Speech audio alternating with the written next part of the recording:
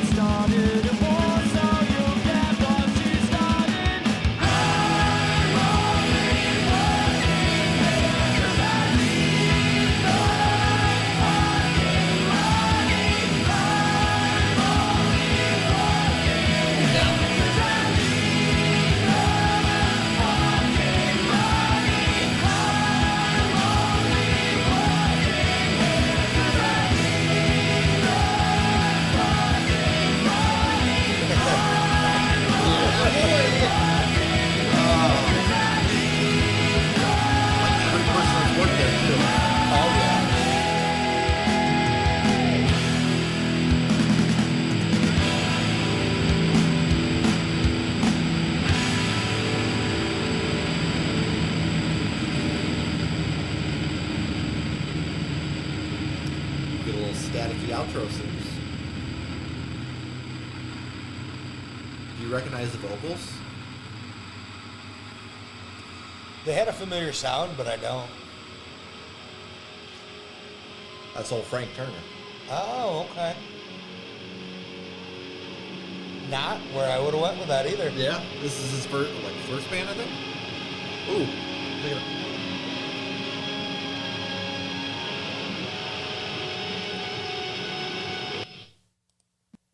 My poor ears.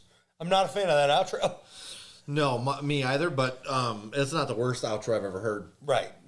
Pretty when it far comes from to it. feedback, So this takes me back hard to when we were working together in the factory. Oh, God. For sure. The only reason we were there was because we needed the money. 100%. And almost every person that goes through the factory, you hear them say that at one time or another. Factory, whether Why are you it working be here? I need the money. well, that's generally speaking. I mean, you get that a lot of different places. Yeah. You get that in customer service, a lot. Yeah. Get that in any factory. Like, I've been lucky enough to get out, and now I do stuff where I enjoy some of what I do, which helps out a ton. Obviously, you're able to stream and make ends meet. Yeah. And we're able to do that now. But it was a struggle for a while. Just go to the factory, work. You're telling me, dude. Bust your body for somebody else. 12 years. And then, you're not going fast enough. You get reprimanded, Yep. And your body's just falling apart. And the worst part is, like, when you look at how the business model is set up in the factory, it's like, okay, so the people who have never done anything, they just get away with not doing anything.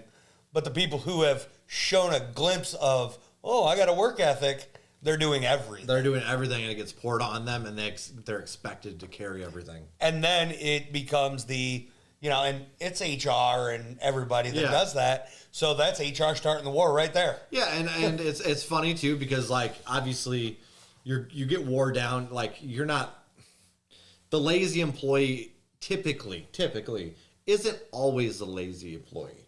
There's like a span typically of like well, that's not fully true. There's definitely those people. Oh yeah, right. Yeah. But like what I typically noticed was like somebody would go through a span of not giving a shit about 2 to 3 months, right? Mm-hmm. And then something would happen, or maybe they just were in a better mood, and then like it would kind of transition to them actually doing more work, and then they'd go through that rotation. I felt like a lot of people, myself included, would go through that rotation every 3 to 6 months.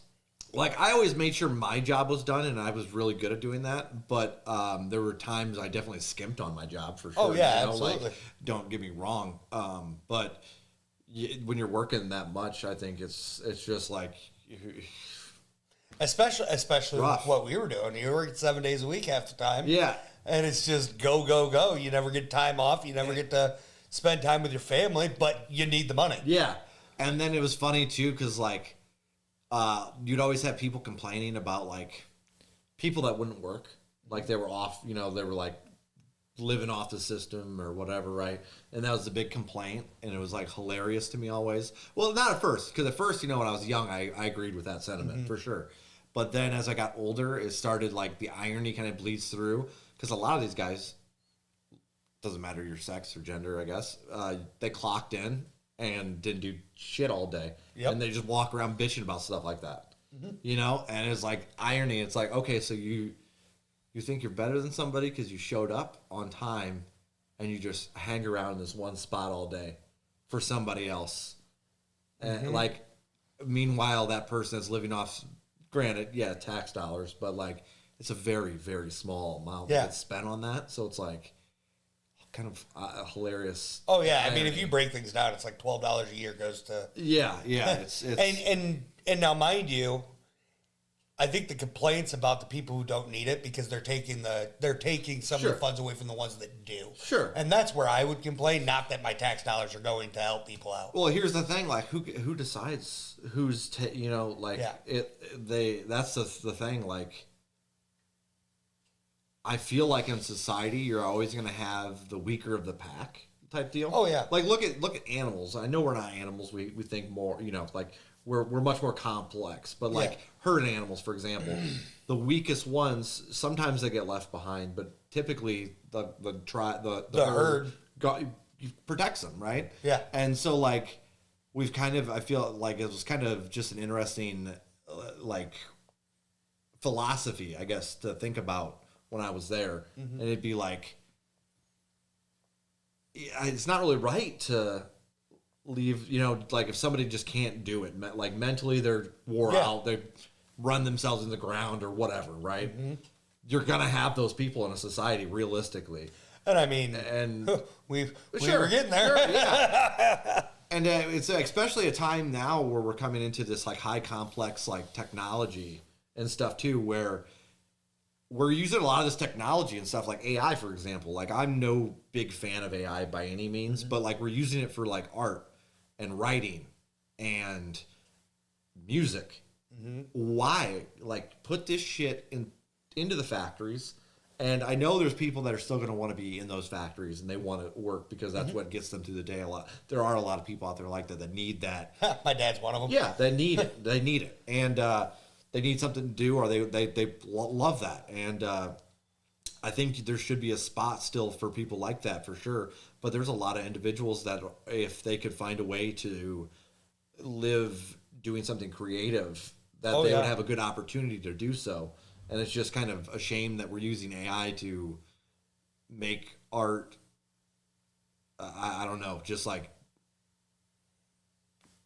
commoditize, or I don't know what the word is, but it all kind of just, it feels like theft a little bit. Well, like when AI, you're monetizing AI, that's where that problem comes in. Because that's what big business is doing. Yeah, you're right. Because then they're like, okay, well, why hire this person if we can use an AI? Yeah. And, we heard for the longest time, like, because we were in the vehicle industry, robots are coming in, they're going to take everybody's jobs. And we made fun of that. Yeah. A lot. Well, especially because we heard that before we started working in that industry. Oh, yeah. Forever. Automation would take over, and we're like, oh. And here we are, 15 years later, it still ain't happening. No. What? No, that's not true at all. Well, it's not happening on the large scale that it was being presented. It is happening. All the presses were ran by robots by the time I left. Oh, they weren't by the time I left. No, within like a 2-year span of you leaving.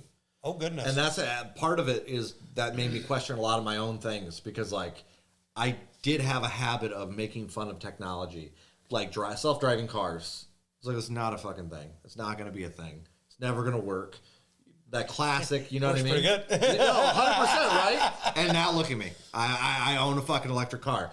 And not only electric car, but a one that, it does the assisted driving or whatever. Yeah. So it's like, it's not perfect by any means, but you can see how well it works. And you're like, wow. Yeah. Like, this is insane. And that's where I started questioning, am I a dumbass? 100%, yes. Yeah. But I also learned ask more questions instead of making assumptions. Yeah. And try to figure out the questions. There's a lot of things with no answers out there, but a lot of stuff you get an education along the way, even if you don't find an answer. Yeah. Absolutely. Sorry, that was a hard tangent. Song wise, we were talking about work. Talking about work. 100%. Yeah, and I like how they really pounded that last, like, I'm here for the fucking money. That's it, right? At the end. That was it. They just kept pounding that in there. And it was weird, though. The whole song had, like, this really, really chill vibe. Yeah. Like, overtly chill. Like, I was like, I almost felt there was not enough melody to attract me to the song for a while. Yeah. And then about halfway through, something clicked, and I was like, I kind of like this vibe. Yeah. I don't care if it's not grabbing me. I like the vibe, and I love the lyrical content. The lyrical content is what made it. Yeah. Yeah. I'm glad you were able to see some of it. Yeah. We have a light right in our faces. This is not a really well planned out setup. It just... Well, from my viewpoint... Get weird with it. They're to the right of the light, so we're good there. It's the stuff that's on that left screen that there ain't no way. This is going to kind of blow your mind, but it's actually on the right for me as well.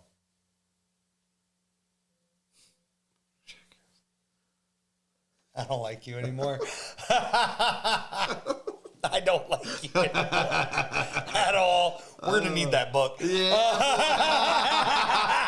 One of our viewers sent us a book, a relationship book, so we would stop fighting. You're making me angry right now. Yep. Oof. Shot the lost motel for that one. But let's dive into ratings here. Yeah. What do you got? I'm going to go flat 6. It's going to go in a playlist. Again, nothing here grabbed me, but I enjoy the vibe, and I'm kind of a little confused by it. The lyrical content is what's making it for me, like you said.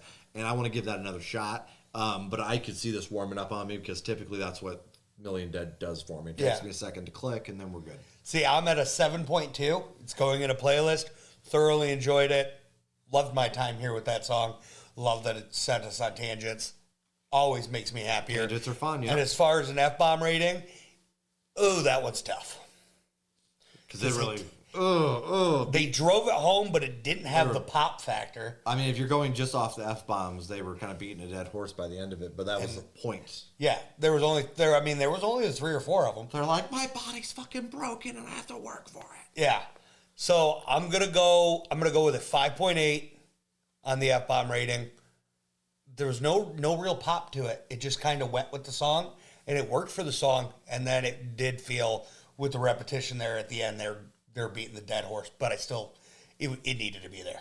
Yeah, 100%. Yeah. I agree 100%. Shout out to Ryan B. Again, we're 2 boys.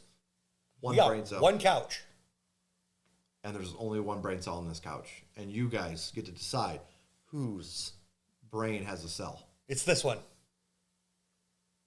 Probably not.